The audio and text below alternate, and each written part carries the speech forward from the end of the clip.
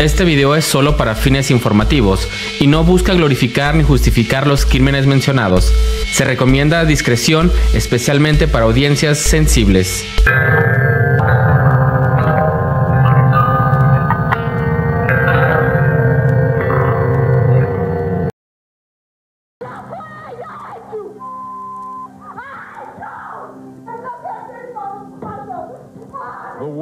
¿Qué hace que un ser humano cruce la línea entre la cordura y la locura?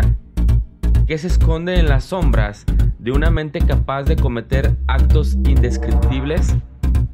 Hoy, en Sopor Enigma Podcast, exploramos la historia de uno de los criminales más escalofriantes de la historia, Jeffrey Dahmer.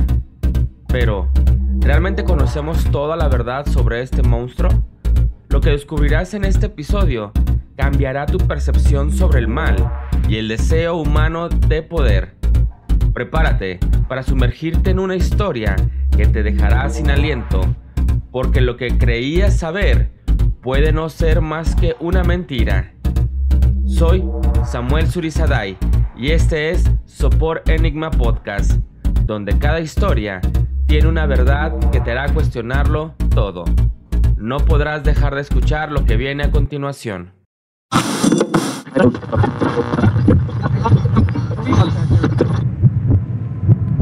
Gracias a su atractivo físico y fuerte poder de seducción, el carnicero logró engañar y esquivar a la policía.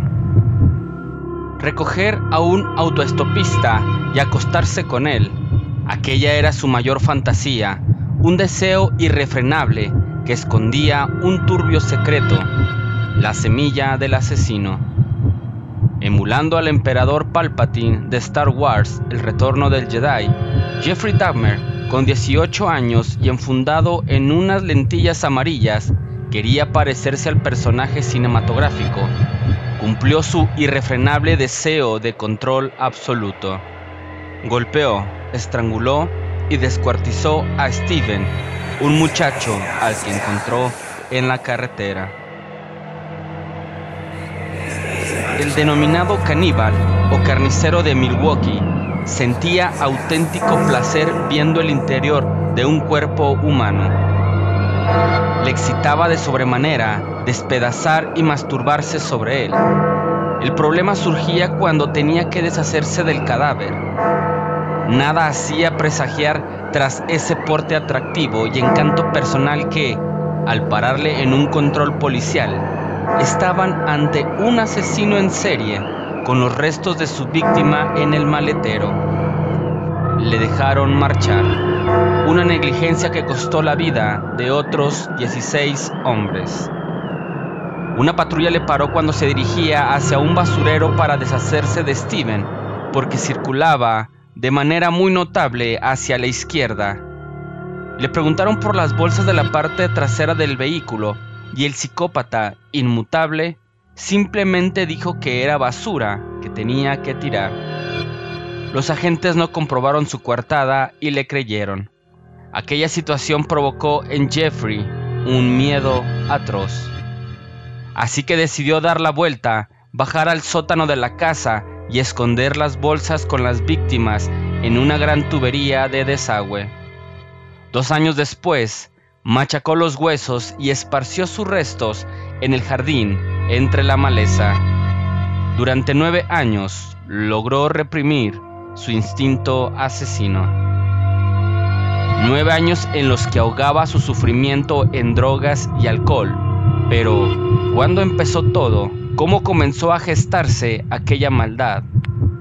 Nacido el 21 de mayo de 1960 en Milwaukee, Wisconsin, Estados Unidos, Jeffrey Dahmer era un niño muy vital y extrovertido. Así lo recordaba su padre, un muchacho que le encantaba hacer graciosadas ante la cámara, jugar y estar rodeado entre otros niños.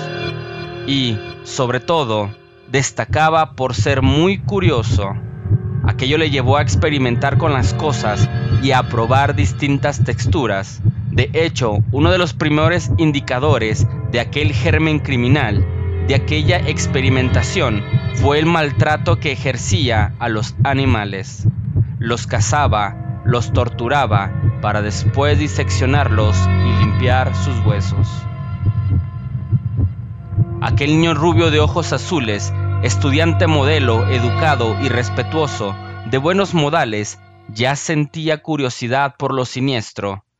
Su padre Lionel explicaba que se dedicaba a investigar cómo eran los animales por dentro, al mismo tiempo que se estaba desarrollando su sexualidad. Pensó que era una simple curiosidad. Sin embargo, aquella espiral cambió su forma de relacionarse con los demás. A partir de entonces se volvió un chico más tímido, retraído, incluso raro, recordaban sus amigos y compañeros del colegio.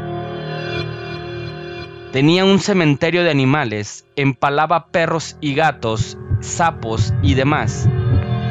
Ese coleccionar de animales muertos ya es uno de los primeros rasgos que todo asesino en serie adquiere en su infancia.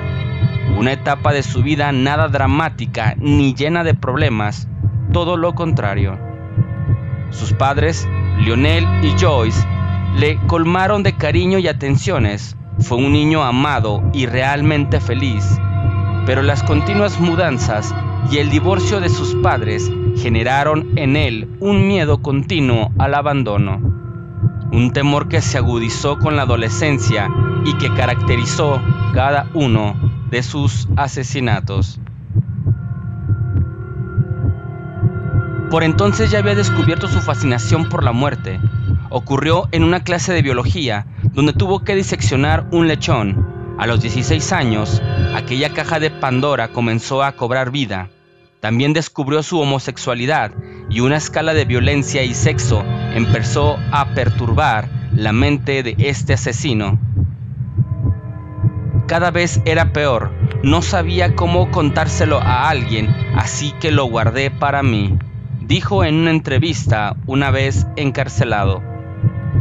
A ello se unieron sus problemas con el alcohol y drogas, un cóctel que lo llevó a ejecutar el crimen de Stephen Hicks en junio de 1978. Logró ocultárselo a su familia, convivir con ello. Intentó acudir a la facultad, pero fracasó. Su adicción le hacía imposible tener una vida normal. Se enroló en el ejército, pero terminaron expulsándole. Su último recurso fue mudarse con su abuela. Durante varios años, la convivencia con su abuela le alejó de los vicios, del sexo con hombres que él mismo veía inmoral y de su impulso por matar. Parecía que había logrado encarrilar su vida, estabilizarse y expulsar al demonio que, según Jeff, llevaba dentro. Tenía 23 años, trabajaba como mezclador de chocolate en una fábrica de dulces y reprimía su homosexualidad hasta límites enfermizos. Pero los tiempos dulces durarían poco, apenas 3 años. Una noche en la biblioteca, Jeffrey se encontraba leyendo cuando un desconocido pasó por su lado y le arrojó una nota de contenido sexual.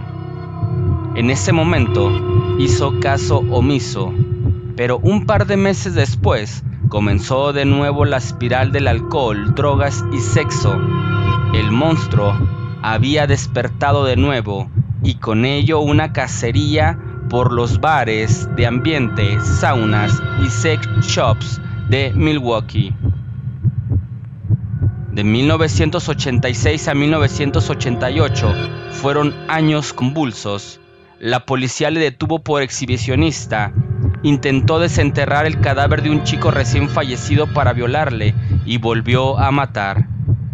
Lo hizo en una habitación de hotel, pero como declaró posteriormente, no recordaba cómo lo hizo. El punto de inflexión se produjo cuando su abuela le echó de casa. Había encontrado el maniquí de un hombre desnudo y pegajoso escondido en un armario. Para Jeffrey, era su amante perfecto porque dentro de él nada estaba vivo, pero fue lo único que la mujer descubrió, porque de bajar al sótano hubiese visto cadáveres y una calavera. Aquel cráneo pulcro, blanco y perfectamente expuesto pertenecía a Stephen Toomey, el joven al que asesinó en la habitación del hotel en 1986. Con esta segunda víctima, Jeffrey fijó lo que luego sería su modus operandi: invitar a su presa a alcohol en un lugar íntimo con la excusa de practicar el sexo. Previamente les drogaba con somníferos. Después realizarles fotografías desnudos y, una vez que ellos decidían marcharse, descargar una irrefrenable ola de violencia contra ellos. Cada crimen tenía un fin en sí mismo: dominar absolutamente a sus víctimas, como lo hacía el emperador Palpatine en El regreso del Jedi en las Guerras de las Galaxias. Su admirado personaje era malo, corrupto, poderoso y tenía la capacidad de usar poderes especiales para gobernar a otros. Y Jeff se identificó de forma exacerbada con él. Ya en su nuevo apartamento, los escarceos sexuales fueron un continuo, también la ingesta de alcohol y drogas, y no paraba de tener fantasías sobre el asesinato y el descuartizamiento de otros hombres.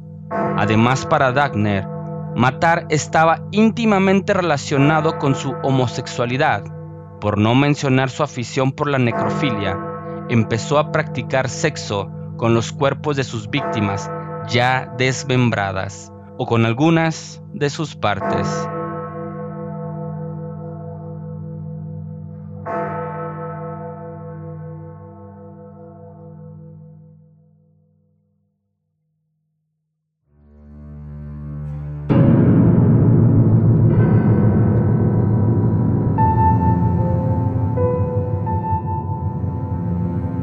No era como la mayoría de los asesinos seriales.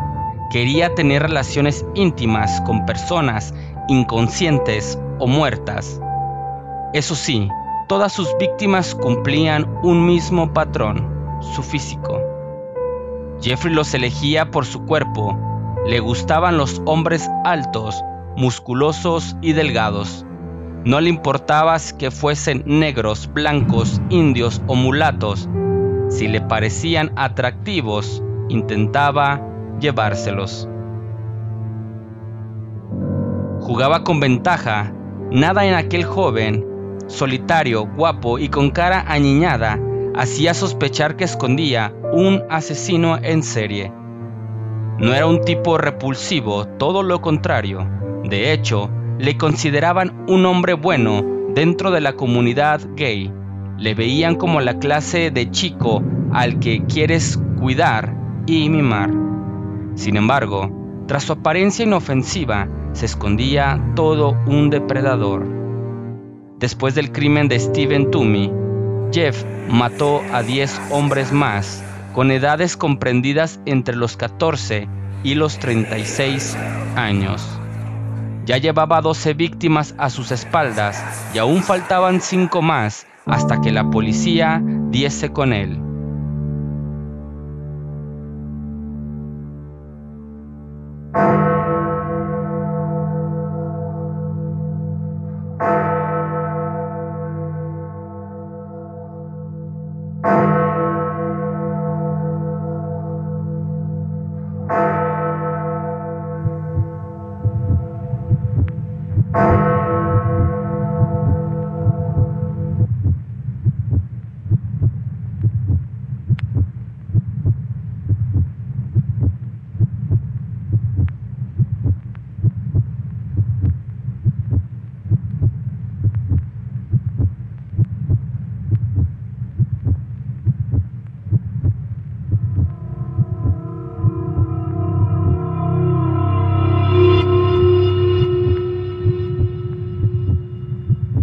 Conerak, de tan solo 14, fue uno de ellos. Pudo haber escapado de las garras de su asesino, pero la torpeza de las autoridades llevó al muchacho directo al matadero. El 27 de mayo de 1991, Jeffrey salió a la casa. Esperaba tener suerte porque desde hacía tiempo Sus amantes la abandonaban, poniendo excusas. Se sentía rechazado y el rechazo aumentaba su ansia. El único remedio para adueñarse de ellos era matarlos. La presa de aquella noche era fácil, un chico de 14 años sin demasiadas fuerzas. Jeffrey drogó a Conarak para anular su voluntad. Quería fabricar una especie de zombi y siervo sexual. Para ello, le perforó la cabeza y le inyectó diversos líquidos en una improvisada mesa de operaciones. Tras varias horas, y hacia las 2 de la madrugada, el psicópata decidió bajar al bar para tomarse una cerveza. Necesitaba despejarse. Al regresar, una patrulla de policía se encontraba en la puerta de su edificio de Dahmer. Conarak había logrado escapar. Estaba desnudo y aturdido. Tenía moretones en todo el cuerpo y apenas se le entendía al hablar. Jeffrey se disculpó con los agentes por el estado de su amigo. Aseguró que estaba borracho y que previamente se habían peleado. Los oficiales les dejaron marchar y el homicida volvió a librarse. No así Conarak.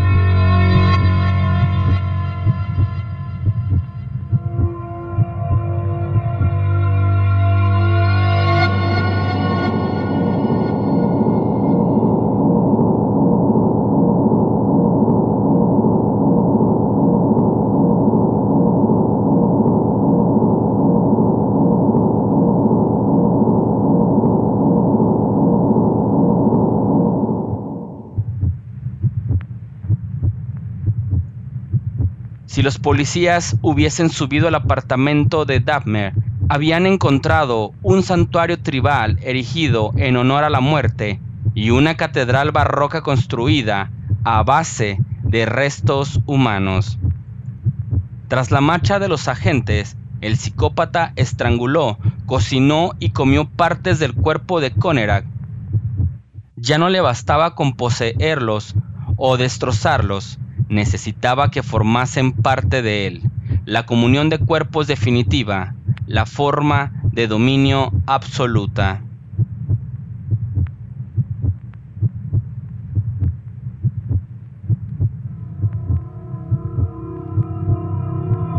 Una cosa llevaba a la otra. Cada vez tenía que hacer más cosas extrañas para satisfacer mis instintos. De este modo sentía que eran una parte permanente de mí. Además, tenía curiosidad por saber cómo sería. Sentía que iban a convertirse en parte de mí. Comérmelos me producía placer sexual, explicó Jeffrey ante las cámaras de televisión. 2 meses antes de su arresto y después de matar brutalmente a Conarak, este asesino seguía guardando las apariencias ante su entorno. Se mostraba cariñoso, atento, agradable. Acudía a celebraciones familiares, conversaba animadamente y disfrutaba en compañía de su padre y su abuela. Pero su carisma encerraba 13 crímenes que aumentarían hasta 17 en los siguientes 60 días. Durante ese tiempo, la ciudad de Milwaukee fue testigo de extrañas desapariciones.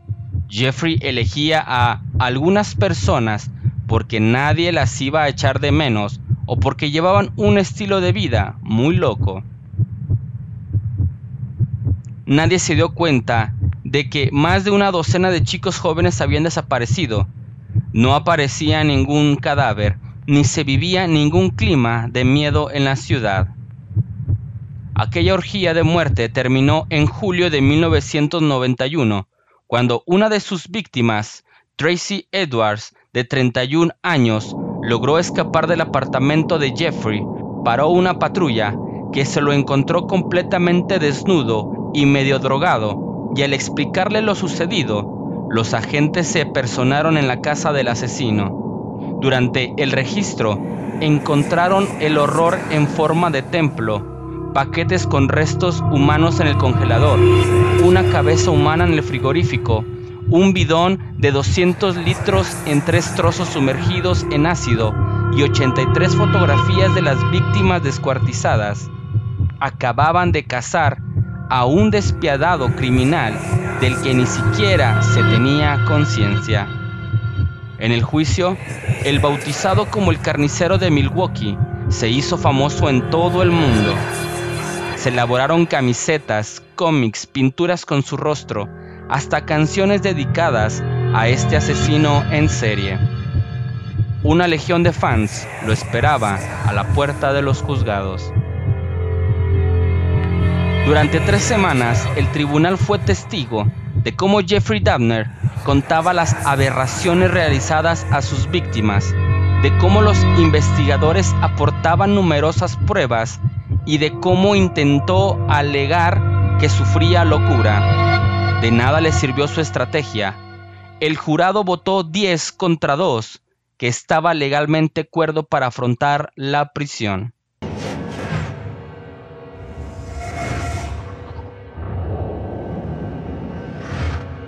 Algunos parientes de las víctimas asistían al juicio en silencio, otros no podían evitar llorar desconsoladamente. Incluso el juez les permitió hablar ante el tribunal antes de dictar sentencia. Aquí se vivieron momentos de máxima tensión, hasta el punto de que la televisión censuró algunos de los testimonios que se escucharon en la sala. El 15 de febrero de 1992, el tribunal condenó a Jeffrey Dahmer a 957 años de prisión en Wisconsin y en mayo de ese mismo año a cadena perpetua en Ohio. Ahora tendría que pasar el resto de su vida entre rejas. Su nuevo hogar, el Columbia Correctional Institution of Portage en Indiana, ahí recibió la visita de Robert Ressler, criminólogo experto en psicología forense y homicidio sexual, fundador de la Unidad de Ciencias del Comportamiento del FBI, el especialista que acuñó por primera vez el concepto asesino en serie. Realizó a Dahmer una reveladora entrevista. Convertida en una estrella mediática, el caníbal disfrutó sentándose ante las cámaras y narrando con escrupuloso detalle cada uno de los asesinatos y obsesiones. La charla entre Dahmer y Ressler fue perturbadora, pero dejó entrever cómo sentía y pensaba aquel psicópata. Incluso el propio criminólogo concluyó que Jeffrey compartía 2 perfiles criminales bien distintos, el organizado y el desorganizado. Así que era lógico que el tribunal creyese que no estaba en su sano juicio cuando cometió uno de sus últimos asesinatos. Ya en la cárcel, el joven decidió bautizarse y entregarse a la fe. Creía fervientemente que el demonio le había poseído, hasta el punto que se veía representado por Satanás en la película de El Exorcista. Ahora necesitaba expiar sus pecados. Pero su estancia en la cárcel fue corta, apenas 2 años. El que durante toda su vida adulta se había comportado como un depredador tras los barrotes pasó a convertirse en la presa. Dahmer mostraba buen comportamiento y realizaba actividades con sus compañeros para socializar. Le asignaron tareas de limpieza junto a Christopher Scarver, un esquizofrénico que se hacía llamar Cristo, pero este terminó por asesinarle a golpes. Ironías de la vida. El preso usó una barra de pesas del gimnasio, la misma arma que Jeff utilizó para matar a su primera víctima, Stephen Hicks.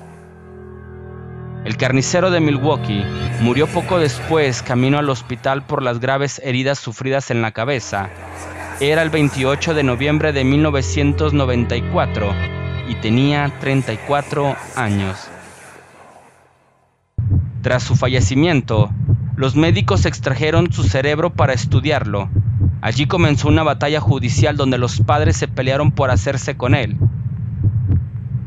mientras que la madre deseaba donarlo a un hospital de investigación mental. El padre solo quería enterrarlo y alejarlo de todo el mundo. Al final, su cerebro fue incinerado y las cenizas entregadas a sus padres. Este violador, descuartizador, necrófilo y caníbal acabó con la vida de 17 hombres entre 1978 y 1991 y ha pasado a la historia criminal como uno de los asesinos en serie más aterradores. Sin embargo, todavía hoy muchos especialistas cuestionan si se trataba de un enfermo o de un monstruo. Y así concluye otro capítulo oscuro de Sopor Enigma Podcast. Pero antes de que apagues este episodio, déjame hacerte una pregunta. ¿Te atreverías a descubrir más secretos ocultos? Si te ha dejado pensando, si algo en tu interior ha hecho eco, entonces te invito a suscribirte y darle like.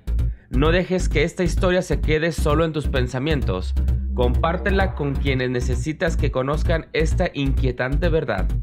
Recuerda, en Sopor Enigma Podcast siempre habrá una nueva historia lista para desafiar tu percepción del mundo. Así que, haz clic en seguir, porque lo más oscuro está por venir. Soy Samuel Zurizaday y esto es solo el principio. Hasta la próxima.